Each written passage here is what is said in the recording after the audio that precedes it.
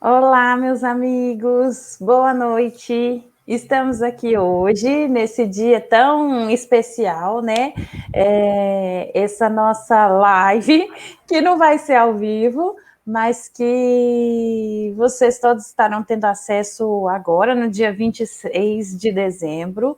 Hoje ela é muito especial, porque nós estamos recebendo uma pessoa que eu quero trazer aqui desde o começo. A quem eu gostaria muito de agradecer por ter permitido que esse projeto pudesse se iniciar e que a gente o mantivesse até agora. Com certeza tem sido muito bacana, uma oportunidade muito grande da gente interagir, apesar de todos os percalços, né, deste nosso ano. Então, João, muito obrigada, uma honra ter você aqui. Muito feliz em você estar aqui com a gente. Muito bem, boa noite, Tamara, e todos aqueles que estão nos ouvindo, estão nos vendo. Para mim é uma grande honra participar com a Tamara, né? Ela que é a criadora desse projeto espetacular, que está levando notícias da nossa casa de oração, da Sociedade Espírita de Maravilha, a todo o povo, não só os nossos frequentadores, mas outros mais que também se interessam pelo assunto.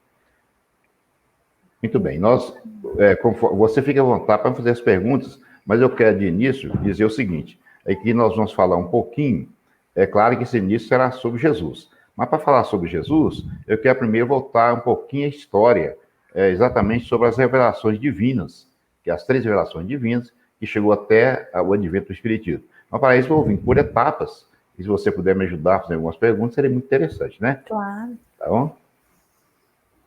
Muito bom, excelente. Então, nós vamos fazer a nossa oração inicial e aí depois eu já passo a palavra para você, tá bom? Então vamos.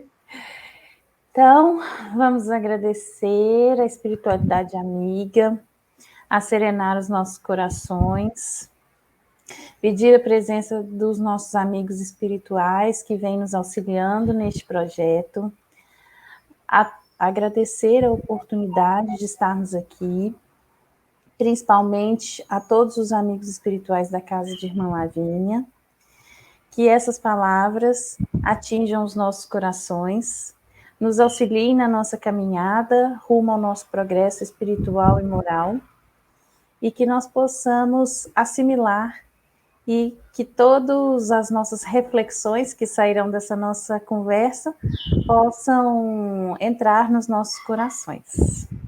Muito obrigada, então, João, que assim seja, e está com você a palavra. Que Deus, então, nos proteja, né? E todos os espíritos superiores. Bem, meus irmãos, nós sabemos que o homem, o ser humano, não está na Terra por acaso. Nós somos criaturas, fomos criados por Deus, que tem um projeto grandioso, que é exatamente o crescimento e a evolução de todas as almas.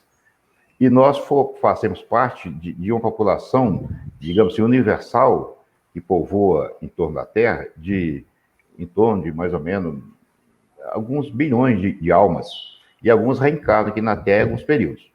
Mas, evidentemente, que no momento que nos encontramos, a Terra não foi criada assim, nós também não estamos nesse grau de evolução, ou nesse grau de crescimento, por acaso, tudo tem uma razão. E, como ser humano, como qualquer coisa na vida, se desenvolve através do trabalho, né? Então, Deus também criou projetos, e criou etapas para que esse projeto fosse implantado. E nós verificamos que existe uma situação chamada as 3 revelações divinas, reiniciando em Moisés, que seria, no caso, a primeira revelação, né? Moisés, ele teve uma grande importância para a humanidade. Por quê? Porque ele trouxe alguns princípios, entre eles o princípio da justiça, através do decálogo, né? Os 10 mandamentos que ele recebeu lá no Monte Sinai. Então, ele implantou essa situação para o povo hebreu, mas era um povo bastante rebelde, então ele teve que usar, como legislador, ele teve que usar o nome de Deus para a aplicação de penas severas.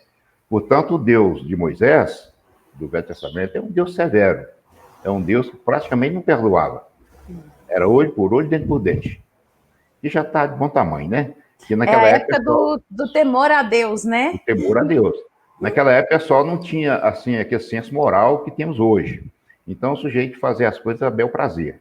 Moisés limitou isso, criando, então, um princípio de justiça, baseado numa lei, que é a lei de Deus. Os 10 mandamentos, se nós observarmos bem, todo o procedimento humano se encontra ali restringido por alguma necessidade, então, por algumas repreensões, mas dentro de um padrão espiritual. Os 10 mandamentos realmente têm uma perfeição incrível. Essa é uma das contribuições de Moisés.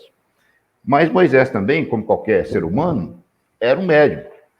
E como médium, nós sabemos que o médium é um indivíduo que recebe influências, comunicações, interferências, intuições do mundo espiritual. Ou seja, o médium está sempre sujeito ao meio em que ele vive, ao meio ambiente no qual ele vive. E se ele estiver bem assistido espiritualmente, ele será sempre um bom médium. Mas em dado momento, a assistência dele cai em função dos seus procedimentos, dos seus próprios procedimentos. E Moisés também entrou nessa. Em dado momento, ele praticava atos que contrariavam até a própria lei que ele criava. Esse próprio ser humano. Mas não importa. O que importa é que ele criou a situação de um Deus único, conseguiu implantar a situação de um Deus único, lutou muito com aqueles povos periféricos, né, do povo hebreu, para combater não só a idolatria deles, mas impor aquele Deus que ele acreditava. Portanto, tivemos muitas guerras, né, cujas guerras sempre tinha Deus como protetor. Não se fazia uma guerra sem antes chamar a Deus para proteger, para, mesmo sabendo que estava matando seu próprio semelhante, mesmo não considerava assim, se considerava que era uma guerra para a implantação do bem maior. Bom, tirado dessa situação de Moisés, nós então verificamos que houve bastante mudança, muita coisa mesmo. Mas depois vem Jesus, seria a segunda revelação, né? Jesus não veio destruir a lei, conforme ele mesmo disse, veio para cumprir a lei. Mas cumprir como? Dentro daqueles princípios de amor. Enquanto Moisés trouxe um Deus torturador, um Deus, digamos assim, que não perdoava, né, e tal, Jesus mostrou o contrário, que aquele mesmo Deus era um Deus de perdão, era um Deus de amor, era um Deus tolerante, era um Deus que realmente amasse os semelhantes. Então a figura de Jesus foi essa, trazer ao mundo um Deus que perdoa, um Deus que ama, um Deus que ele proporciona bem-estar para toda a humanidade. Mas trouxe também a coisa interessante, Jesus revelou para nós que nós podemos nos comunicar com o mundo espiritual, que nós temos essa facilidade, apesar de que, em algumas passagens lá em Moisés, ele proibiu a comunicação com os espíritos, e até um detalhe importante, se você só pode proibir aquilo que existe. Se ele proibiu, é que havia comunicação com os espíritos. E nós temos a figura lá dos médicos que reuniam, que eram 70 anciões, reuniam com Moisés, para convocar a presença dos espíritos para dali seguir o seu itinerário pelo deserto. Mas alguns utilizavam essas comunicações para fazer, que o pessoal chama hoje de bruxaria, né? O feitiço, né? Coisa dessa natureza. Fazer mal ao seu semelhante. Como eram muitas tribos, 12 tribos, era muito dispersa, uma longe da outra, quilômetros e quilômetros de distância uma da outra, ele tinha dificuldade de, digamos assim, controlar esse tipo de ações que eram muito localizadas. Mas ele criou lei proibindo. E aquele que fosse pego convocando os espíritos, se comunicando com os espíritos, ele teria pena capital. Era grave, né? Ele não brincava, não. Então, Moisés não foi proibindo a comunicação com os espíritos. Em tese, foi proibindo a comunicação leviana com os espíritos. Por isso que criou essa lei. Mas ele mesmo comunicava com os espíritos. Os espíritos se materializavam para ele. Tem passagem na Bíblia, em vários lugares, que os espíritos se comunicam de todas as formas. Isso aí é evidente, não há como negar. Mas Jesus veio, na verdade, além de trazer a sua mensagem de amor, de perdão, de compreensão ao ser humano, de tolerância, né? De trabalho, ele trouxe também o aspecto da comunicação com os espíritos. Nós temos várias passagens, né, de Jesus, onde ele não só ele quebrou, digamos assim, já que foi uma lei feita por Moisés, ele quebrou essa lei quando ele se comunica com Moisés, com Elias, que se materializa no monte, né, para ele, a ponto dos apóstolos tentarem até criar uma barraca lá para proteger da intempérie, dada a situação aflitiva que eles ficaram. Nesse mesmo momento, quando Jesus desce com eles, alguém pergunta para ele: Senhor, de acordo com a lei, que é a lei de Moisés, do Velho Testamento, Elias teria que voltar. E eles perguntam: o que o senhor acha, né? Jesus responde: ora, Elias já voltou, e fizeram com ele bem o que entendiam. Aí tem um versículo único lá em João, dizendo o seguinte: aí então eles entenderam que tratava-se de João Batista. Ou seja, Jesus trouxe o princípio da reencarnação. Então, João Batista era a reencarnação de Elias. E se nós verificarmos no Velho Testamento, me parece que em Malaquias, vamos verificar lá a vinda de Elias para preparar os caminhos do Senhor.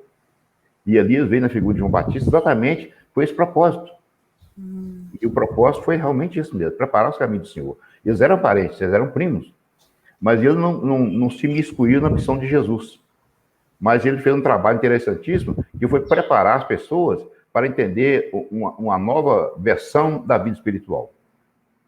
É até interessante falar nisso, sobre o problema do batismo, né? João Batista realmente batizava, não na concepção que a pessoa entende hoje. O batismo de João, conforme dizia ele, era com água. Mas viria aquele que ia batizar com o Espírito Santo, o Espírito purificado, que era Jesus.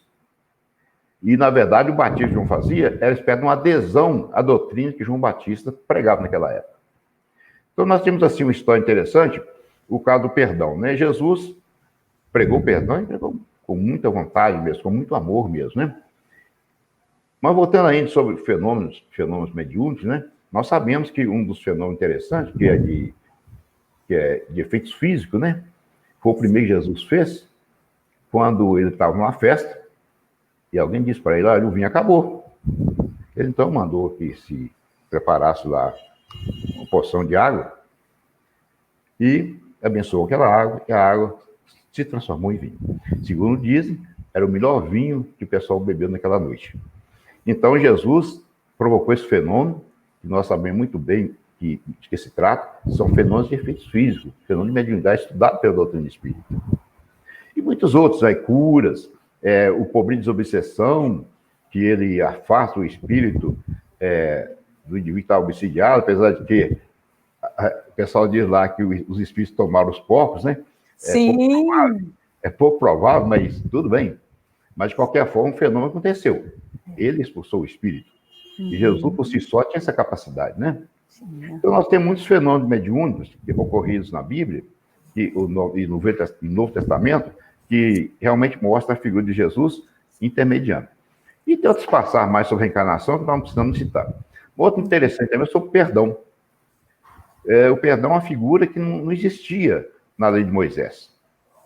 O Deus de Moisés não perdoava. Era um Deus implacável.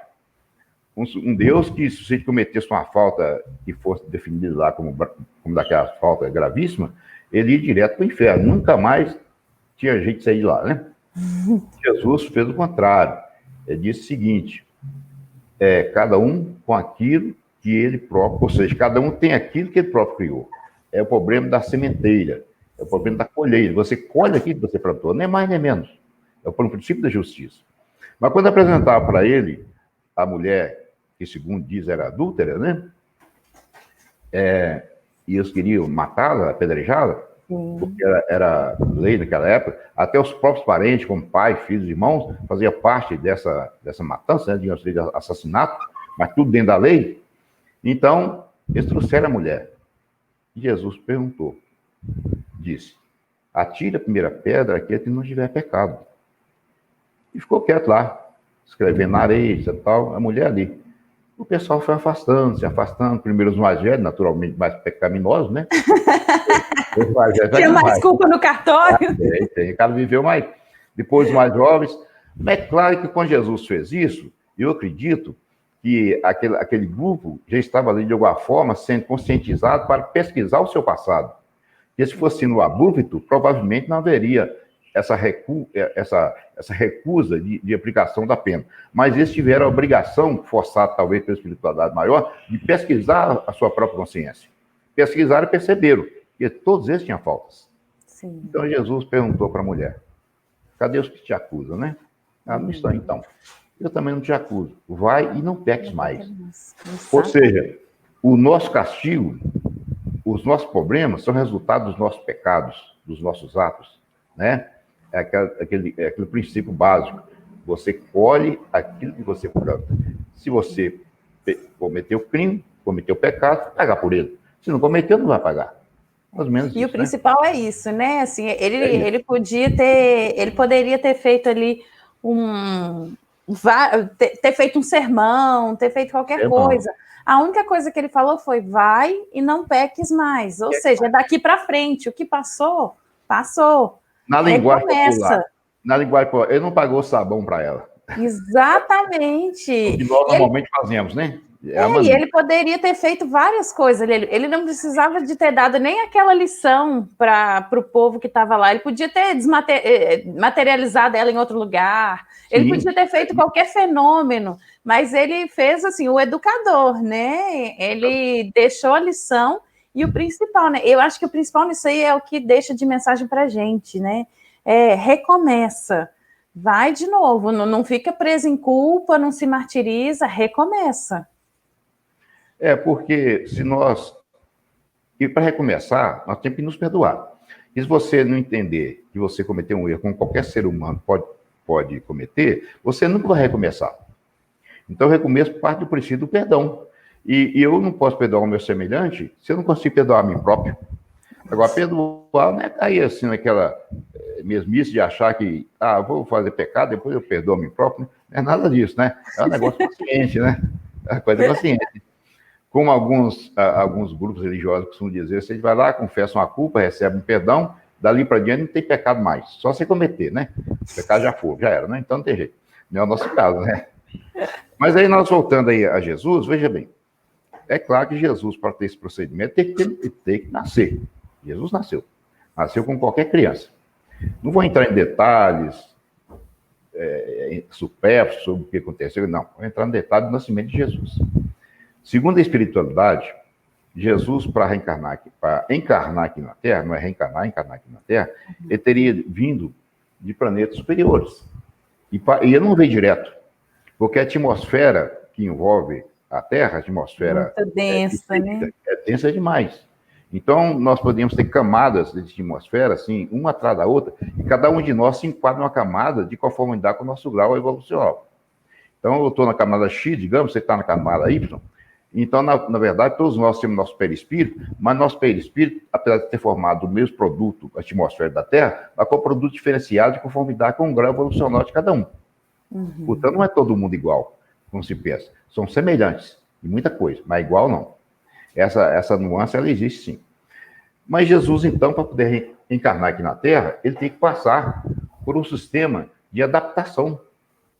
Então, ele não veio direto de um planeta e encarnou aqui, não. Ele passou por um sistema de adaptação em outras esferas, até chegar nessa densa massa de atmosfera perispiritual, ou psíquica, que envolve a Terra, para então ele assumir a mais fina das camadas para a formação do seu perispírito. Então, ele não pegou a camada, não, a mais fina das camadas, aquela camada que mais se adaptava à sua condição espiritual, mesmo passando por adaptações. Muita gente costuma dizer o seguinte, que Jesus não sentia dor, Jesus, isso, aqui, não, na verdade não é bem assim. Se nós imaginarmos, se não falar que Jesus é um hipócrita, no mínimo. Ele sentia dor, sim, dor moral, dor física também, ele sangrava, como todo mundo sangrava, sentia necessidade.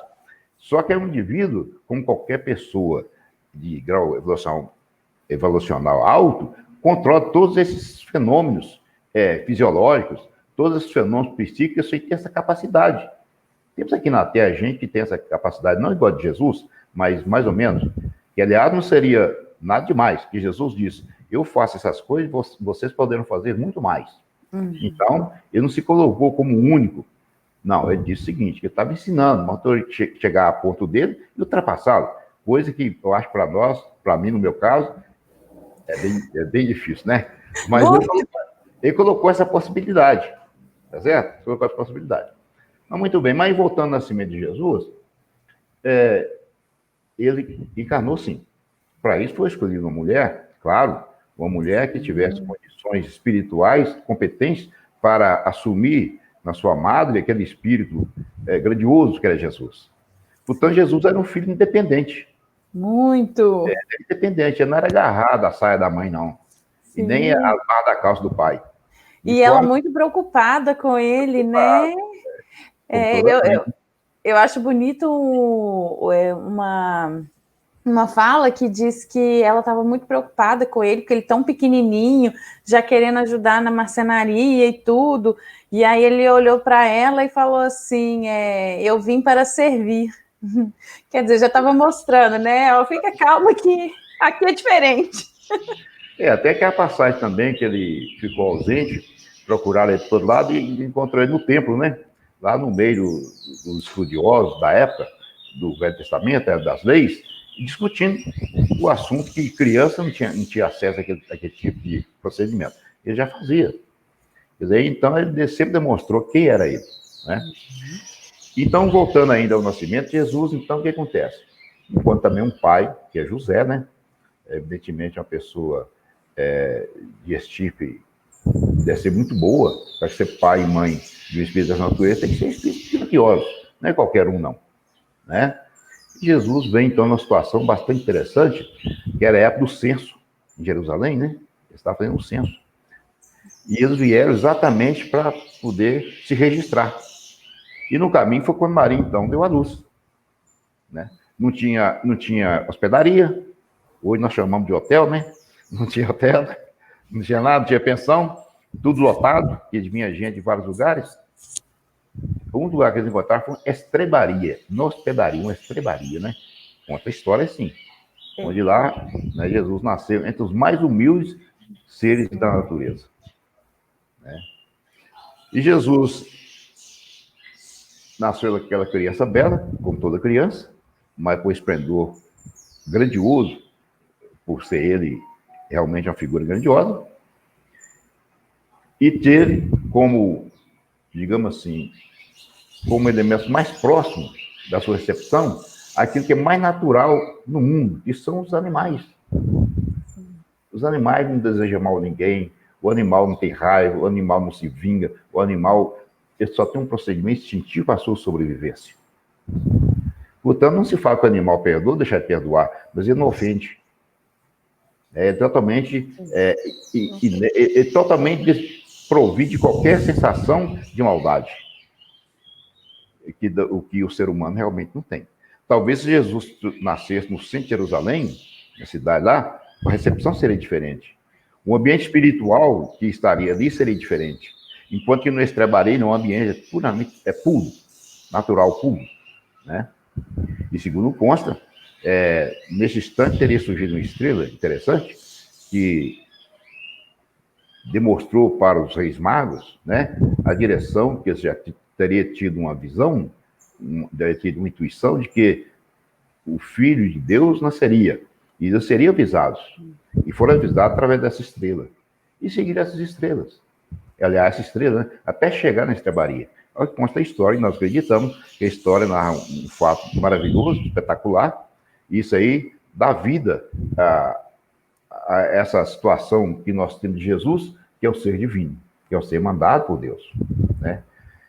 O que é interessante também, esse nascimento de Jesus, logo após, nós tivemos perseguição, né?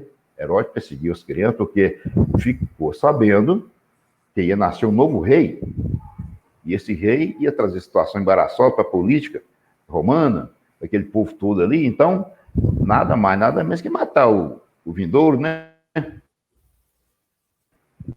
E matar as criancinhas da época, que estaria naquela faixa de idade que Jesus talvez tivesse. O que acontece? Maria e José recebem intuição. Olha o fenômeno mediúnico aí. Ó, sai fora daqui, vai para o Egito, esconde, porque estão matando as crianças. Jesus vai, José vai, Maria vai, eles vão para o Egito. Até receber uma nova mensagem, ó a mediunidade aí, dizendo, pode voltar, que agora o menino não corre mais risco.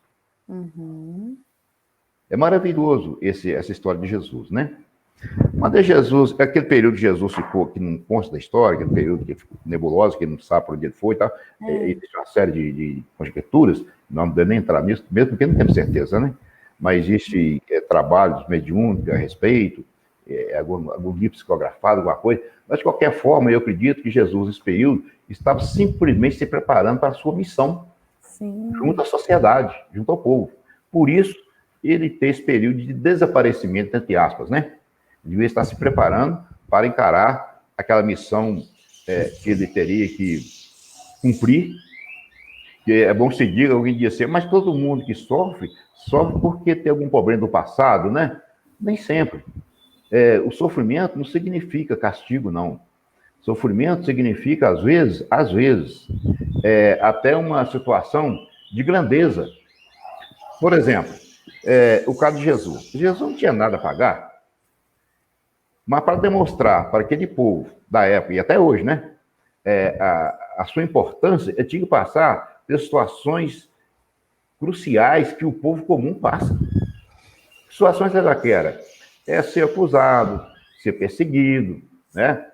Ser torturado, ser desconhecido, em tese, que apesar de conta ele é desconhecido, mas depois é o fenômeno mais interessante do mundo, né? Jesus é o figura mais conhecido do mundo. Qualquer lugar do mundo se conhece Jesus.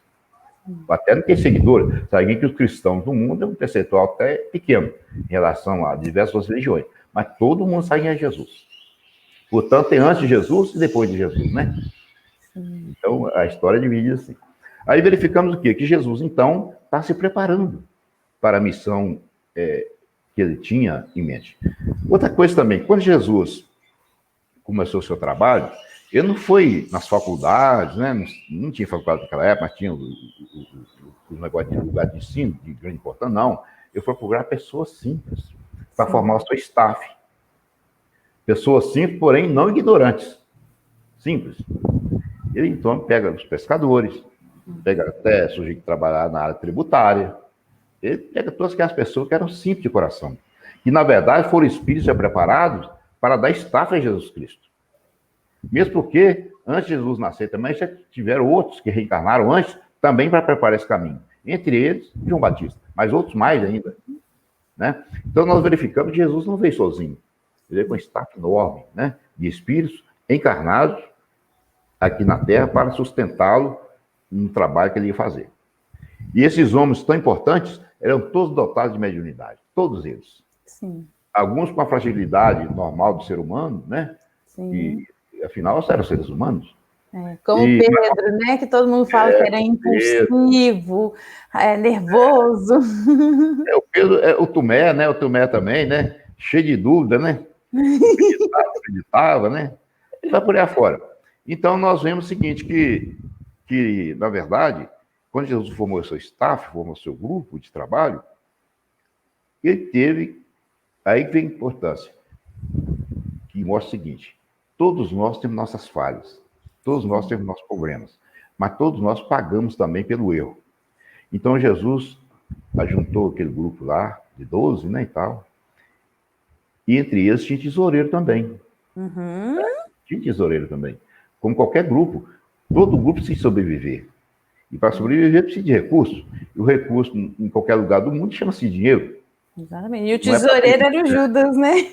Era o Judas. Mas tinha que ter alguém para ser o responsável pelas despesas, né? Que tinha despesa. Ou então, seja, ele não era uma pessoa não confiável, né? Senão ele não teria assumido esse cargo. Ele veio realmente para fazer parte do grupo. Mas em dado momento, como nós temos nosso livre-arbítrio, uma coisa também que eu não acredito, mas eu acredito que Judas não traiu Jesus, na acepção que se fala, ele pode ter, naquela época, só era muito influenciado, como hoje, pela política. E havia um interesse muito grande do povo hebreu de se livrar da escravidão, entre aspas, dos romanos. Os romanos é que comandavam politicamente todas as cidades. E os hebreus que ali estavam, praticamente eram cumpridores de ordem. Eles tinham a vida deles, tudo, mas sempre de um padrão que era determinado por Roma. Então havia movimentos revolucionários para libertar o povo hebreu, digamos assim, da ditadura romana, da invasão romana. E eu acredito, talvez, o Judas tenha pensado nesse aspecto, de tornar Jesus, ao invés de ser um homem lutador pelas almas, de salvação das pessoas, realmente se tornar um homem lutador pela libertação do povo hebreu. Ou seja, da ditadura, da influência de Roma naquele povo. Eu não acredito que Judas traiu Jesus só por causa de dinheiro. Isso aí talvez seja uma versão um pouco distorcida, mas existe páginas também espíritas, psicografadas, que falam bem sobre esse assunto, que eu não fiz pesquisa, mas é uma linha que nós devemos Devemos considerar. E depois também, em várias páginas do Espírito, vamos verificar que Jesus teve diversas encarnações aqui na Terra. Sim. Né? Diversas encarnações, como João Russo, por exemplo, foi queimado vivo. E ele era da igreja na época, né? Tivemos, na última encarnação dele, segundo os Espíritos, foi Joana d'Arc. Joana d'Arc, Joana d'Arc também morreu queimada, né? Torturada, e hoje a igreja já se arrependeu, tornou Joana d'Arc santa, né? Hoje ela é uma santa da igreja. E uma lutadora. Sim. Lutadora e até por quê? mesmo... Porque havia... Pode ser. E até mesmo o desfecho, né? Porque, assim, a desolação dele foi tão grande que imediatamente Sim. ele tirou a própria vida, né? Se auto-exterminou, foi isso mesmo. Quer dizer, uma coisa que você vê que Jesus, então, vivia com seres humanos, naturais, que tinham seus dramas, como nós também temos. Mas nenhum deles deixou de cumprir o seu papel. Todos cumpriram seu papel. Com algumas limitações, com algumas falhas, mas todos cumpriram. Isso aí também é exemplo para nós. Nós também temos nossos enganos, nossas falhas, nossas fraquezas. Mas não é por isso que não vamos deixar de cumprir nosso papel essencial aqui com o reencarnado para o crescimento da nossa alma, do nosso espírito. Vamos tropeçar? Vamos. Vamos ter aborrecimento? Vamos. Vamos ter desmoronamento do nosso mundo que nós criamos para nós próprios? Vamos. Mas o mundo não acabou. Acabou aquele mundo que nós criamos. Né? Um desencontro. Qualquer coisa que acontece, todo dia o mundo cai para alguém. Para mim, para você. Mas nós recomeçamos. Não podemos desistir por causa disso.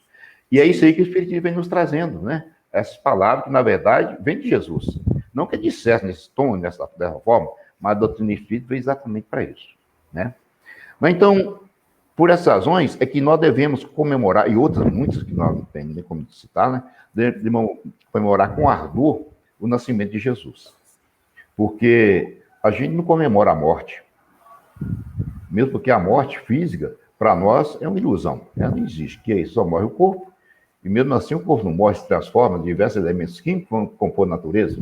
Na verdade, se transforma, né? Mas o espírito, esse nem se transforma, só se transforma moralmente. Ele mantém-se íntegro. Então, baseado em tudo isso, nós verificamos que o nascimento de Jesus nos traz a obrigatoriedade da comemoração dessa data, do seu natalício. Nós não comemoramos a sua morte, mesmo que ela não existiu, mas a data, sim, ela existiu. O nascimento, sim, ela existiu. E essa aí nós devemos comemorar com ardor, com amor, com sentimento de perdão, com abraço fraterno, mesmo se não for fisicamente, mas que seja mentalmente, para aquelas pessoas que amamos, e até que não amamos, tem gente que nós não gostamos mesmo, não. Mas não é por isso que nós vamos abandonar isso, não. Nós não podemos, né? Não podemos. Nós vamos abraçá-los espiritualmente, perdoá-los, porque é para isso que Jesus veio à Terra. Mas é preciso lembrar também que esse festejo de Natal, hoje, praticamente se tornou em um momento comercial. Né? As pessoas vendem muito, comem muito, vestem roupa nova, sapato novo e tal. Não tem nada errado. Não tem nada errado. Nós fizemos tudo isso. Mas nós não podemos abandonar o principal cerne de tudo isso, que é a figura de Jesus. Então podemos ter aqui a nossa mesa farta, podemos comprar presente lá. Mas é um momento também que muitas pessoas abrem seu coração e se unem àqueles mais carentes, aos mais pobres, né? Distribui mantimentos, distribui brinquedos, as próprias crianças que estão no aguardo de receber um presente de Natal, elas nem sabem realmente o que é Natal, mas nós precisamos mostrar para as crianças o que é o Natal, qual a importância dele. Apesar de que existem algumas discussões, que Jesus nasceu no dia 25 de dezembro, isso não importa. Isso é o ajeitamento político, religioso que foi feito na época, né? Que nós aceitamos. Então, aceitamos, podia ser qualquer data, mas aceitamos e é uma aceitação mundial, praticamente, né? Pelo menos no mundo cristão, né? Então, na verdade, meus irmãos, nós precisamos entender o nascimento de Jesus como uma renovação da alma, renovação do povo, renovação de todo ser humano. E é o momento nós devemos abrir nossos corações. Se alguém tiver vontade de chorar, chora, não tem importância. Tem que eu não gosto de Natal, que aquelas músicas são tristes, me faz chorar. O que eu vou chorar? Chorar lava a alma, né? Chorar lava a alma. Então, enfim, sobre o Natal, eu gosto de dizer isso. Mas eu queria acrescentar aqui agora um pouquinho, porque tem gente que fala assim, eu estou preparando, porque em dezembro eu vou comprar aquilo para distribuir. Nós devemos fazer isso o ano inteiro. Nós devemos entender que Jesus nasce no nosso coração todo dia. Ele não nasce só dia 25 de dezembro, nós tem que nascer todo dia. Então, todo dia nós devemos perdoar, devemos amar as pessoas, devemos ter sentimento de nobreza, devemos cumprir nossos deveres familiares, sociais, públicos, com honestidade, porque é o renascimento de Jesus. O renascimento de Jesus significa renascimento da alma também. O nascimento de Jesus significa renascimento da nossa alma. Então, Jesus não nasceu só no dia 25, ele tem que nascer todo dia na nossa alma, no nosso espírito, no nosso procedimento, no nosso pensamento e nos nossos atos. É assim que eu imagino o Natal, né? Não é isso mesmo, Tamara? Com eu estou certeza. falando aqui, mas você pode me cortar, pode... Não, tem uma coisa, só uma reflexão que eu gosto muito, que eu já ouvi, que é que, principalmente uma responsabilidade para o espírita, é que nós não sejamos seguidores de Cristo, mas que Cristo seja o modelo. Que, na verdade, não adianta a gente usar camisa com o rosto de Cristo, falar que eu sou seguidor, mas muito mais do que seguidor, a gente tem que ter Cristo como um modelo, como o molde para pautar as nossas ações, né? Outra coisa também que as pessoas confundem muito, né? Porque geralmente sempre fala assim, confunde Deus com Jesus. Acho que não tem muito erro nisso aí, não. Mas Jesus, em todos os momentos que ele declara a sua missão, ele disse: meu pai, eu não falo por mim, eu falo pelo meu pai. Eu estou cumprindo a determinação do meu pai. Ele fala isso mais de 40 vezes no Novo Testamento. Ele nunca se diz Deus. Sim. Ao contrário, eu sou filho de Deus. Meu pai determinou, meu pai deseja, meu pai quer. Eu estou cumprindo o nome do meu pai. Pronto. Uhum. Então é bom que as pessoas entendam que Jesus não é nenhum problema, não tem nenhum erro você dizer que Jesus é o seu irmão. Jesus é o nosso irmão mais velho, sim, mais evoluído, mais crescido. Jesus é o nosso modelo. Pelo fato de ser irmão, não quer dizer que não pode ser nosso mestre, deve ser nosso mestre. O irmão mais ajuizado, geralmente é mestre do mais novo. Exatamente. É mais novo. Então é o nosso irmão que nos guia. Uhum. É nosso irmão que nos dá a mão até que nós cresçamos. Sim. É assim que funciona. E as pessoas têm medo de falar isso. Ah, isso é uma heresia, né? Eu falar que Jesus é meu irmão. Jesus é filho de Deus. Eu sei filho de quem? Exatamente. Filho do mesmo Deus, né? E além do mais, tem um detalhe. Aí Jesus, a certa época, disse assim: vós sois Deus. E mulher também fala isso: vós sois Deus. Agora, é bom se dizer que Deus, naquela época, é sinônimo de espírito. Então, quando Moisés, só voltando um pouquinho, né?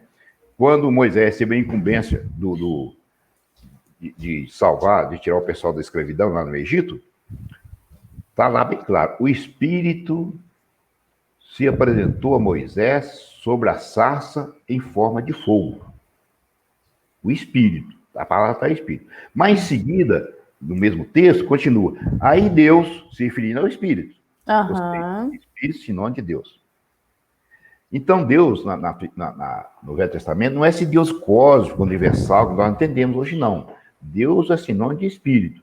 Portanto, Deus não come carne, Deus não faz churrasco.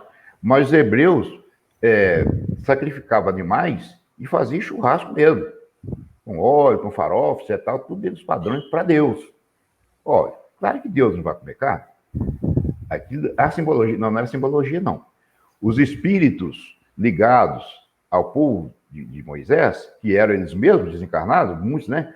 Eles se alimentavam para manter o seu grau perispiritual dentro dos padrões materiais que viviam. Eles viviam mais na terra desencarnada que no plano espiritual. Eles precisavam de elementos para manter o seu perispírito em bom estado, como hoje acontece com os espíritos em todos os processos obsessivos, praticamente. O que é um obsessor? Aquele indivíduo que se liga a determinados ser humano para sugar suas energias de vitalidade. Uhum. Então, os espíritos sugavam a energia de vitalidade daquele alimento. Era uma satisfação. E, portanto, eles tinham até exigência, como deveria ser o animal, como deveria ser feito. Uma exigência para satisfazer, na sua plenitude, as carências daqueles seres desencarnados. Então, nós temos que entender que Deus, que se trata na Bíblia, não é esse Deus universal que nós entendemos hoje. É um Deus relacionado a palavra sinônimo de espíritos, que Deus não come carne, como os espíritos também não comem, mas usufrui das energias que são derivadas daquele produto. A verdade é essa, né? Eu desviei um pouquinho, sabe porque o assunto voltou um pouquinho atrás lá. Mas voltando aqui a Jesus, né? Então, hoje nós temos essa festança toda aí, eu acho muito bom, apesar de que nesse ano 2020 não está tendo, assim, muito entusiasmo, porque o comércio está fechado, né? E não pode acontecer aglomerações, etc. Tal. Mas, de qualquer modo, a nossa casa, a Irmã Lavínia, sempre fizemos, toda a vida foi feito, desde a época de São Sebastião, ele que iniciou, claro, né? Esse trabalho de distribuição de brinquedos para as crianças. Nunca falhamos. Por quê? Porque era uma forma de você conquistar o coração da criança. Mostrar que a casa espírita não tem esse negócio de ficar chamando de... Não existe isso. A casa espírita é um lugar, é um recanto de paz, onde se convive com todo mundo, em especial as crianças. E os espíritos também. Afinal, nós somos espíritos, porém encarnados, né? Então, sempre foi feito isso. Havia um planejamento, às vezes, algumas irmãs nossas, pessoas que trabalham em empresas maiores, aí conseguiam doações, fazíamos também relações para arrecadar dinheiro na casa, e assim a gente ia nas lojas e comprava os brinquedos. Brinquedos, guloseimas, assim por diante. Esse ano, por causa desse coronavírus, ficamos impossibilitados de fazer isso. Mas nem por isso morreu o trabalho conforme imaginamos. Pessoas aí de boa vontade, sob a coordenação da Abigail, que é a nossa vice-presidente, e outras pessoas mais juntaram, outras senhoras também fizeram os presentinhos, colocaram, e no dia 13, né? 13 de novembro, exatamente, foi distribuído para as crianças a cesta de alimentação básica para a família e os brinquedinhos dentro da cesta para cada criança. Isso em 13 de dezembro. De dezembro, desculpa, eu não errar um mês. É a idade. Então, verificando a idade. Então, nós verificamos o quê? Que o trabalho não morreu, não. Continua. Como também, durante esse período de 2020, que nós forçosamente tivemos que fechar as atividades da nossa casa de oração, hoje nós temos somente a reunião de terça-feira, que é a reunião de estudos e desenvolvimento da mediunidade, não, é da quinta-feira, reunião de estudos e desenvolvimento da mediunidade, e temos na terça-feira, reunião mediúnica, que algumas pessoas denominam de reunião de desobsessão, mas nós chamamos preferencialmente de reunião mediúnica, onde só os médiuns se reúnem, nós concentramos ali, ajudamos as pessoas encarnadas que têm sofrimentos de obsessão, levamos o nome delas para a mesa, e ali nós projetamos nosso pensamento em benefício delas, e também esclarecemos espíritos encarnados que estão em grau de sofrimento e, às vezes, de esclarecimento. E muitos deles são perseguidores de seres encarnados aqui, que nós chamamos, então, de obsidiados. Esse é o trabalho que estamos fazendo ultimamente. É interessante lembrar também o seguinte, que, apesar de termos a campanha do quilo,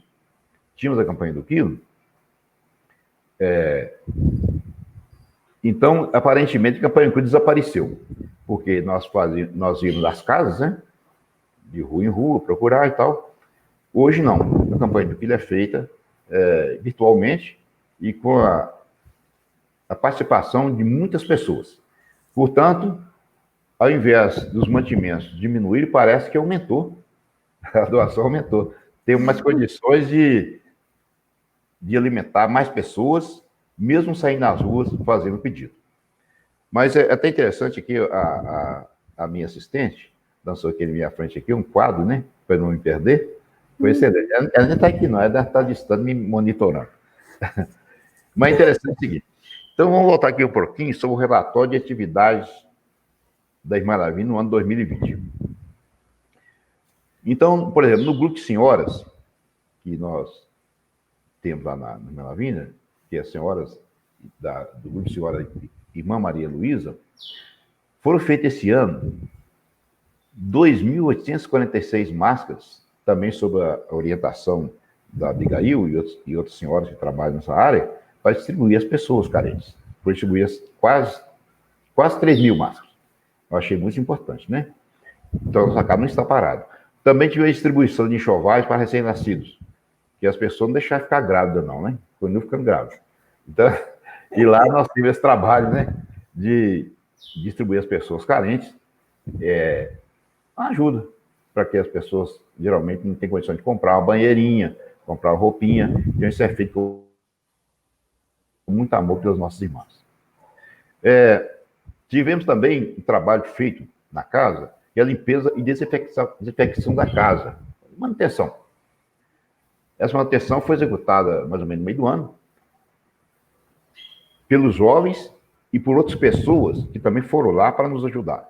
Foi muito importante que a casa estava parecendo casa abandonada, cheia de poeira, até nas parada, paredes. Né? Parado, tinha aranha, tinha... Estava sujo mesmo, estava parado. E nós também tínhamos a intenção, depois dessa limpeza, de fazer uma reunião pública nas quarta-feiras. Mas devido a uma série de fatores, essa enfermidade aí, pandemia, parece que não maneirou, então nós também não anunciamos e não fizemos, até hoje. Mas, de qualquer forma, foi feita a limpeza da casa, capina, que tem lá a parte também de capim, foi tudo necessário fazer. Antes nós tínhamos pintado a casa toda, nossa casa está limpinha, está maravilha, está até brilhando, né? Tão bonita. Tive até manutenção semanal, porque a partir daí, nós então não fizemos reunião pública, conforme estava planejado, mas fizemos uma reunião particularizada, que é essa aí de mediúnica e a outra de desenvolvimento, de estudo e desenvolvimento. Uma na terça e na quinta. Aí solicitamos uma irmã nossa, que é de muito boa vontade, ela me permite citar o nome dela, que é a Jussara, ela nos ajuda, toda terça-feira ela vai lá, faz a limpeza, sem nenhum ônus para nós, sacrifica o seu tempo, seu dia, e a nossa irmã é espetacular. É claro que não é só ela que faz esse trabalho, não, tem outras pessoas também que fazem, mas com a pandemia, as outras pessoas não apareceram mais. Sim. Então só tem a nossa irmã fazer esse trabalho. Nós somos muito gratos a ela. Isso é uma gratidão que nós temos eternamente no nosso coração, né? Que Deus abençoe nossa irmã Jussara e seus familiares. Mas tivemos também o trabalho que eu até adiantei aqui, que é a campanha do quilo, né? Mas aqui entra em pormenor interessante. O estoque do início do ano, quando nós estávamos no início da enfermidade, aconteceu o seguinte, nós estávamos com 1.597 quilos de gelos alimentícios. E o atendimento é em torno de 40 famílias, mensal. Posteriormente, houve um recebimento de 170 cestas básicas, que algumas empresas doaram através de umas irmãs nossas, a Irane, por exemplo, que trabalha numa empresa aí, e outros mais também. São duas empresas, não forneceram. Aí isso também vai acrescentar mais um pouquinho o nosso estoque. Depois foi feita uma campanha virtual, e essa campanha foi muito interessante. Teve adesão a praticamente todo mundo. Aí conseguimos 865 quilos de alimentos e mais 64 cestas prontas, que não foram desmachadas, do jeito que elas vieram, foram distribuídas. Então, na verdade, foram distribuídos aos assistidos cerca de 12 mil quilos de alimentos nesse período de 2020. Até hoje, né? Então, vocês imaginam o seguinte, o trabalho de assistência social da Irmã Lavina não parou. Os nossos trabalhadores, os diretores da assistência social, mantiveram a sua persistência em ajudar o próximo. Eu acho isso muito importante. Ninguém cruzou os braços. Todos nós participamos, cada um a seu modo, e o trabalho grandioso está aí registrado. Isso é estatístico, está registrado. Mas tivemos ainda a campanha do Café com Leite, que é um trabalho que é feito por uma equipe que vai às ruas levando café com leite, pão com manteiga, nas terças e nas quinta-feiras, aos irmãos que estão aí desabrigados, às pessoas que vivem na rua, né? Então, isso é levado em alguns pontos da cidade. Por causa da pandemia, fomos só até no mês de março. Que em março começou o trabalho de as pessoas se recolher, e tal. Então, em março, nós encerramos esse trabalho. Uhum. Mas, na época, tinha um estoque de 120 caixas de leite. Tinha açúcar, tinha café, e tinha outros produtos que são relacionados com o trabalho. Esse produto foi distribuído nas cestas básicas, foi colocado na cesta para não perder, porque leite tem validade, né? Então, foi distribuído, nada se perdeu naquela época. Até março foram realizadas, então, 15 campanhas. 15 campanhas quer dizer 15 jornadas, né, de distribuição. Sendo distribuído 450 litros de café com leite e 5.250 pães, até março. E esse trabalho começou mais ou menos no meio de janeiro. Então, foi praticamente 15 dias de janeiro, fevereiro e um pouquinho de março. Então, se você multiplicar isso aí ao longo dos meses, são muitos pães, são muitos quilos de manteiga, muitos quilos de açúcar, café e leite, muito leite de leite, que é distribuído em todo o período aí do ano. Nós não tivemos essa oportunidade por causa da pandemia e está aí. Mas nesses poucos meses de trabalho foi feito isso aí, graças a Deus. Tem gente que é contra isso. Ah, porque vai alimentar o pessoal, fica na rua, que tira o sossego da sociedade, que é isso, que é aquilo. O que acontece é o seguinte, ninguém pede, assim, literalmente, para viver na rua. Eu acredito que não. Ninguém pede, literalmente, para estender a mão para pegar um pão e um copo de café com leite. Isso são imposições da situação kármica de cada um que leva o indivíduo a ter esse tipo de vida. Ah, ter seu aproveitador lá? É claro que deve ter. Mas não é por isso que não vamos deixar de fazer o nosso trabalho, que é o trabalho da caridade. Isso aí não nos diz respeito, né? Não, isso é do outro. A nossa parte a gente faz. Faço.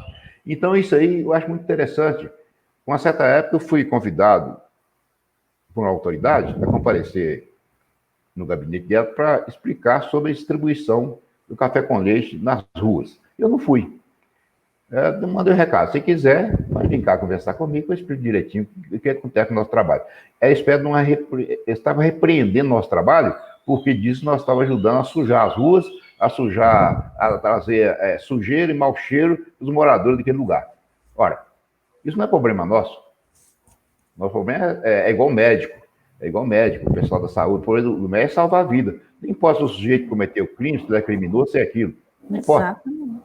Tem que salvar a vida, é o papel dele. E nosso papel é ajudar para que o indivíduo consiga levar avante a sua aprovação aqui na Terra.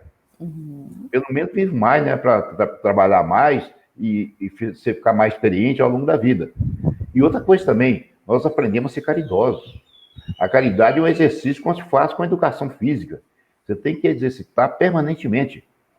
E com isso nós aprendemos não só a fazer esse trabalho caritativo, mas também, de forma indireta, as pessoas que nem são espíritos, que nem participam, que nem sabem como é que funciona, também estão fazendo esse trabalho de caridade. Sim. E elas estão fazendo com a mão e a outra mão não sabe. É por isso que eu falo, nesse trabalho de casa espírita, nós temos que ter muita responsabilidade com o destino daqui que nós recebemos.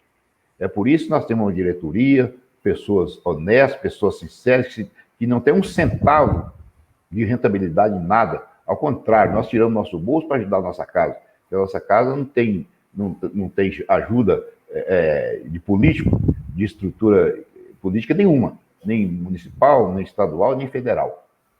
Nós trabalhamos com a ajuda do povo e a nossa própria ajuda. As nossas despesas, água, luz, telefone, IPTU e outras taxas, né, combustível, tudo fazendo com nossos recursos. E tudo escrito direitinho, com trabalho acompanhado, fazendo declaração de imposto de renda direitinho, tudo para manter um padrão de clareza, para que as pessoas saibam que a honestidade, o princípio de trabalho limpo e transparente tem que estar na casa espírita. É o principal. Algumas pessoas têm perguntado, ora, mas tem casa espírita aí que está funcionando. Eu sei que tem. As igrejas protestantes, todas elas, os irmãos evangélicos, todas, parece, também estão funcionando, eu sei. As igrejas católicas também estão funcionando, eu sei. Todas elas estão usando o seu livre-arbítrio dentro dos padrões protocolares exigidos pelas autoridades. Mas não são obrigados a fazer isso. Mas eles têm lá suas necessidades pessoais, particulares, que nós não vamos entrar em detalhe, problema de cada um, e nós temos a nossa. Então, um dos princípios básicos do espírita é ser cumpridor de normas oriundas das autoridades competentes. Sim. Ainda outro dia eu estava ouvindo uma mensagem de Bezerra de Menezes. Ele fala exatamente isso, que nós temos a obrigação de cumprir as determinações legais das autoridades competentes. É o princípio básico da disciplina espírita. Então, nós não podemos nos insurgir só porque achamos que isso é uma doença que não tem problema e tal. Eu até posso até achar isso, mas eu não posso colocar isso publicamente e nem fazer seguidores. Ao contrário, tem que seguir as normas que estão vigentes. Esse é o nosso papel. Mas isso também não nos proíbe de fazer algumas revisões e, às vezes, pensar na possibilidade, como essas duas já estão fazendo. Até pensei de abrir uma quarta-feira, por exemplo, para que pudesse fazer reunião pública, tendo aqueles protocolos necessários. Até fiz já uma separação lá na casa, né, de distanciamento, mas mudei de ideia. Mudei de ideia porque está havendo uma eclosão de doença muito grande. Né? Nós vamos ver os hospitais aí superlotados, né, e tudo. Por causa disso, mudei de ideia e vou esperar até as coisas acalmarem um pouquinho. Ó, ficar livre dessa gripe, desse vírus, não vou ficar, não. Vamos viver com ele aí por muito tempo. Ele agora faz parte. Faz parte. Mas nós temos que procurar a melhor forma possível. E não achamos essa forma ainda, assim, com responsabilidade. Sim, como nós temos exatamente grupo, isso. Segurança e responsabilidade, é verdade. Como nosso grupo é um grupo, assim, frágil, né, e tal, pessoas, quase todos idosos. Sim, muitas pessoas na faixa de risco, né? Exato. Quem não é idoso, geralmente, vai na casa de oração com alguma enfermidade, e então não vale a pena correr o risco, sabe? E, além de mais, nossos trabalhadores são poucos. Geralmente, é aquela história, o sujeito chuta o pênalti e corre no gol para pegar a bola, tá? Então, é o mesmo sujeito que chuta o pênalti e o mesmo que segura a bola. Aí, fica difícil, né? Dividir tarefas numa situação complexa, igual nós estamos nela hoje, né? Serão sempre as mesmas pessoas. Aí o risco também fica maior, né? Sim. Fica maior.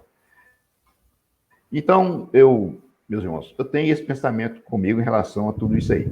Mas, de qualquer forma, nós não perdemos o nosso ritmo de trabalho. Temos ainda as atividades espirituais que foram feitas por criação, aliás, você mesmo, né? Criação de grupo com WhatsApp e tal, compartilhamento de frequentadores em todas as áreas do Irmã Lavínia, jovens, senhoras, né?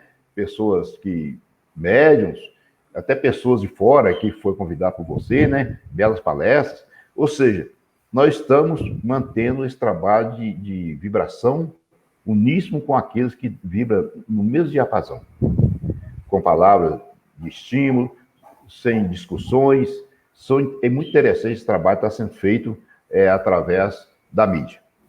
Temos também a realização de palestras, né, virtuais, conforme você me trouxe aí algumas pessoas interessantes, que não frequentam a casa, e tem os frequentadores da casa também, que estão se desenvolvendo nessa área, ficando desinibidos. Não é igual eu, né? Eu sou sempre meio inibido para essa coisa assim. Mas a turma aí está saindo muito bem, eu estou acompanhando todos os trabalhos. É espetacular. E isso não nos deixa desvinculados. Ao contrário, nos une mais ainda. Você ouve com mais atenção o companheiro ou a companheira que está do outro lado, falando conosco. As reuniões presenciais de estudo e desenvolvimento não são assim abertas ao público, não. São reuniões abertas somente àqueles que, em algum grau, ele tem demonstrado a ação dos espíritos na sua vida, geralmente demonstra algum aspecto mediúnico, e geralmente o aspecto mediúnico não desenvolvido terá alguns graus de perturbação. Esses indivíduos geralmente são convidados a participar conosco, mas também não são obrigados. A participação, o indivíduo vai de livre e espontânea vontade, mas sempre dentro daqueles padrões de segurança protocolares exigidos pelas autoridades. E às vezes nós até exigimos mais, porque nós sabemos a responsabilidade que temos conosco mesmo para com aqueles com os quais estamos realizando essas reuniões. Enfim, é isso aí que eu tenho, em resumo, né, para falar sobre nossa casa. Né? Exatamente, exatamente. Muito bom. Um ano atípico, né? que faz parte do planejamento espiritual de todos nós. Nós não estamos vivendo isso aqui à toa, né, João? Já já estava, né, já era uma necessidade nossa, né, passar por tudo isso e estarmos todos juntos aqui. E o importante é passar da melhor forma mesmo, né, e que a gente vá conseguindo superar, né, mais essa situação. Um ano bem atípico fez a gente rever muitas coisas, pensar em muitas situações, muitas coisas que estavam, às vezes, muito embaixo do tapete, né, empurrando com a barriga, nós tivemos que encarar, que viver. Então, realmente, a gente não pode querer cancelar o ano que fez a gente crescer tanto, né? Igual você disse, é um ano atípico, mas ao mesmo tempo é um ano inesquecível, né? É um ano inesquecível. Veja bem, nós sabemos que, de vez em quando, diz que o tropeção, em vez de você xingar o lugar que você tropeçou, você agradece e andou mais depressa, né? Pode que tropeça, mas você andou mais depressa. Tem gente que xinga, ao contrário, tem que ficar mais atencioso, né? Então, veja bem, na evolução do mundo, nós tivemos aí tragédias, as mais diversas, em diversas épocas, inclusive pandemias, né? Históricas, né? Mas não é só isso, pandemia, tem também movimentos naturais, né? Como, por exemplo, vulcões, terremotos, uma série de outras coisas, maremoto, que destrói vidas, destrói construções, uma série de coisas. São todos movimentos programados, digamos assim, até entre aspas, né? Programados para fazer com que a humanidade avance, acorde, como você disse aí, né? Às vezes você fica dormente lá, é preciso de alguma coisa para sacudir o sujeito. Essas coisas fazem a pessoa sacudir, mudar de ideia. A pandemias anteriores, algumas pestes contadas por aí, mesmo na época de Cristo, todas elas tinham o objetivo de fazer a humanidade mudar de atitude. Mas não é só isso, não. Não é só no aspecto moral, espiritual, não. Alguém diz assim, mas você sabe que você deve alguma coisa para reencarnar no momento em que tem uma pandemia? Não, igual eu falei alguns minutos atrás, não se trata disso. É um trabalho do qual você participa. Numa guerra, não é só o soldado que está no fronte, que está lá dando tiro e recebendo tiro, que está participando da guerra, não. Todo mundo está participando da guerra, de forma direta ou indireta. E todo mundo vai aprender com essa guerra. Aí o que morre lá tem outra missão. Mas nós que sofremos as consequências, partimos do... Enfim, nós vamos ter o nosso crescimento. Portanto, os momentos de maior crise do mundo é o momento que a ciência cresce, é o momento que as pessoas entendem mais, é o momento que a tecnologia desenvolve, é o momento que surgem remédios diferenciados. São momentos de grandeza, de crescimento. É sob pressão mesmo que o ser humano cresce. E sob pressão que nós verificarmos a vida como ela é, imagina um diamante. Um diamante é a pedra mais preciosa que todo mundo quer, né? Caríssimo, né? Mas por que tem essa pedra tão bonita, tão cara, tão requisitada? Porque ela sofreu pressões, calor, escuridão no seio da terra. Isso fizesse com que ela se transformasse nesse material, misterioso material que todo mundo quer ter em sua casa, valioso e misterioso. Quem tem um diamante nem fala com ninguém que tem, né? Não você que toma conta da casa dele. Mas assim são todos os metais preciosos. Se nós verificarmos, por exemplo, uma planta, uma semente, ora, uma semente para germinar, ela tem que submeter a alguns procedimentos. Por exemplo, tem que ficar na escuridão, tem que sofrer o calor da terra, tem que sofrer pressão, para depois desabrochar e nascer ali a raiz, crescer e desenvolver, ainda sofre com as intempéries, do vento, da chuva, que beneficiam, ao mesmo tempo, traz alguns prejuízos. Então, nós verificamos que tudo na natureza sofre pressão para crescer. Sim. Né? O próprio crescimento do ser humano, não vou entrar em detalhe mesmo porque eu não entendo essa área, mas sabemos a dificuldade que tem para uma reencarnação. Sim. É uma dificuldade incrível, né? É diferente da partida. A partida para o espiritual é bem facinho, né? Você tem que só que reencarnar, né? Reencarnou, tem que ir, né? Mas então, tudo sofre pressão. Se nós verificar a nossa vida particular, se você quer ter uma vida bem assim, organizada, você tem que podar algumas coisas na sua vida. Organizar e tudo. Mas não posso porque eu tenho um projeto assim, assim. Você tem que fazer pressão na sua vida para mudança. Senão você não cresce. Mas não é só no plano assim, material, mas no plano espiritual a mesma coisa. Sim. Ninguém consegue mudar o seu comportamento moral, espiritual, se ele não se esforçar, deixar de acompanhar determinadas atividades, determinados companheiros, moldar o seu procedimento diferenciado do que ele tinha antes. Quer dizer, é uma pressão que muitas vezes você não consegue. Aquele que não consegue sucumbe, mas vai ter nova oportunidade, né? O mesmo caso é o problema do vício, né? O indivíduo viciado em qualquer área aí, vou entrar em detalhes, seja a área que for, qualquer coisa. Você pode deixar o vício? Pode. É fácil? Não, não é fácil. Você pode. Só que para isso você tem que se dedicar a aplicar uma pressão sobre você próprio. Eu disse, eu vou ter esse procedimento. Você tenta para lá, não, seguro. Não, seguro. Você vai sofrendo que a pressão, até que em determinado dia você se amoldou aquele procedimento. Mas foi sob pressão. De graça, não tem jeito. Sim. Enfim, né, o crescimento é assim. Então, essas pandemias, essas enfermidades, essas doenças surgem por aí, não tem nada de castigo. Não tem nada de castigo. Na verdade, são ferramentas para o nosso crescimento espiritual. Então, em tudo dai graças, porque essa é a vontade de Deus em Cristo Jesus para convosco. E nós temos que ser gratos, né? Você falou hoje da graça, tem que ter gratidão. Porque eu acho que o momento agora, para quem aproveitar, vai ser um momento de felicidade, de crescimento. Veja bem, está todo mundo sob tensão, todo mundo. Até aqueles irresponsáveis estão sob tensão, por incrível que pareça. Porque as portas se abrem todas para eles, então fica sofrendo aí uma certa pressão. Isso aí te obriga a crescer, te obriga a enxergar um mundo diferente. Né? Eu vejo, como todo mundo deveria ver, toda essa situação que nós estamos passando por ela, como um momento de grandeza, como um momento de, não vou chamar de mérito, né? Porque acho que não é mérito você passar por uma situação dolorosa, mas é uma oportunidade que você tem de aproveitar para o seu crescimento espiritual, o seu crescimento moral. E mais, quantas famílias estavam desajustadas? Não é por isso que elas estão ajustadas, não, né? Algumas até pioraram. Mas estão obrigadas a conviver juntos hoje. Sim. Filhos que saem de casa cedinho para a escola atormentar a professora, hoje atormenta a mãe. Tem que atormentar em casa. Em casa. E os pais são obrigados a tolerar, que são filhos deles, não tem jeito. De forma que tudo isso aí trouxe as pessoas para repensar a vida. As pessoas ficavam repreendendo professora, espancando professora, hoje talvez vão pensar um pouquinho mais, né? Em relação à convivência obrigatória com seus próprios rebentos.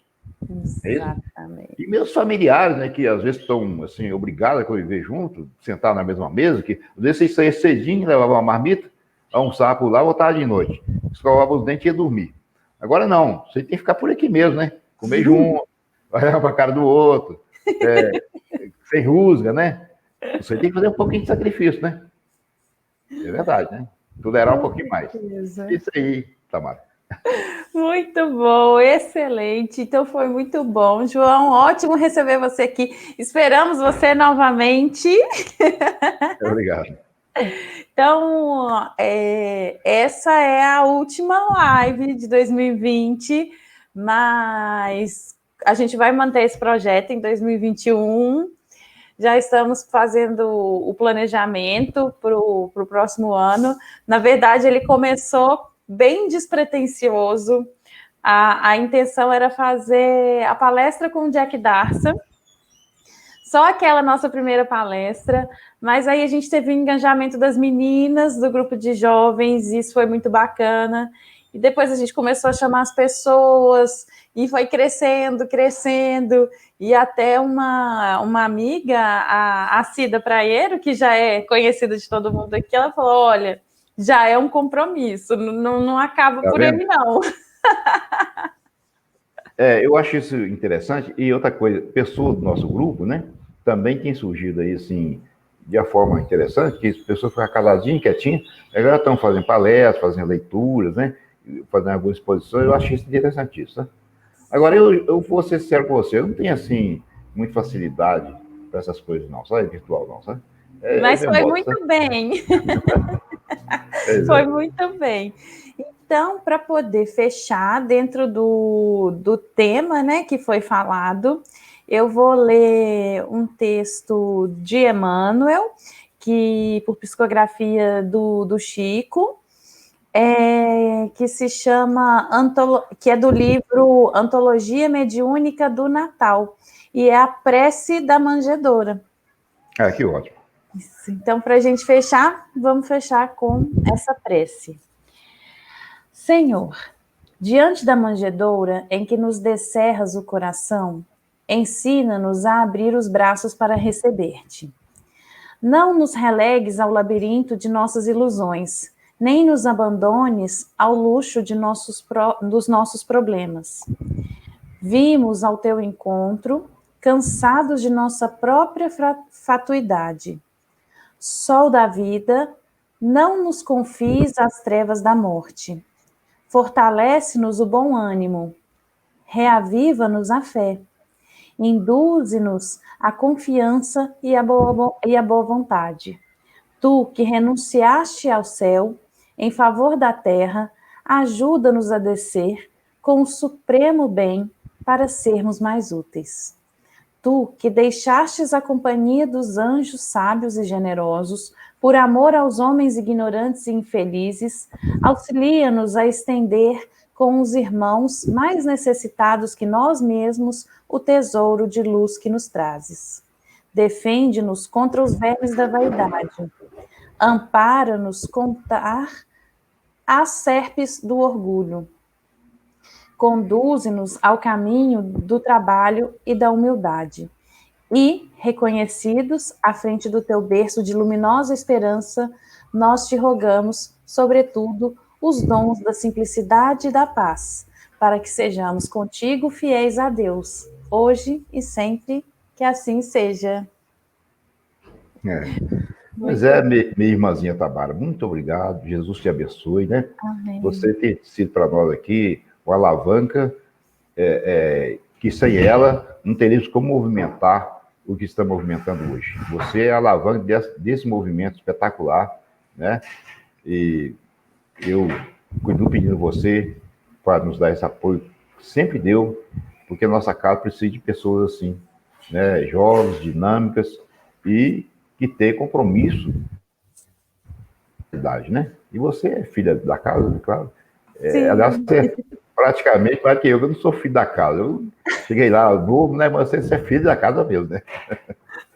Muito obrigado, minha filha. Muito obrigado. Então, eu agradeço. Desejamos a todos os nossos amigos, então, que estão assistindo, né, nesse nosso bate-papo de hoje, que tenham todos um ótimo final de ano, que a esperança seja renovada em seus corações, e em 2021 estaremos aí firmes e fortes aqui nesse nosso projeto. Muito obrigada. Obrigadinha. Tá bom, só uma mensagem rapidinho, assim, que Jesus... Claro, com certeza. A nossa bondosa irmã Lavínia, que é a patrona da casa de oração, e os espíritos trabalhadores do nosso grupo, derrame sobre todos vocês as bênçãos, a paz, para que vocês possam ser felizes e também junto com seus familiares, aqueles com os quais vocês convivem e terão que conviver no ano de novo. Jesus os abençoe hoje e sempre. Amém, que assim seja. Muito obrigada, João. Até o próximo, hein? Até o próximo, Deus quiser. Obrigada. Tá, tchau.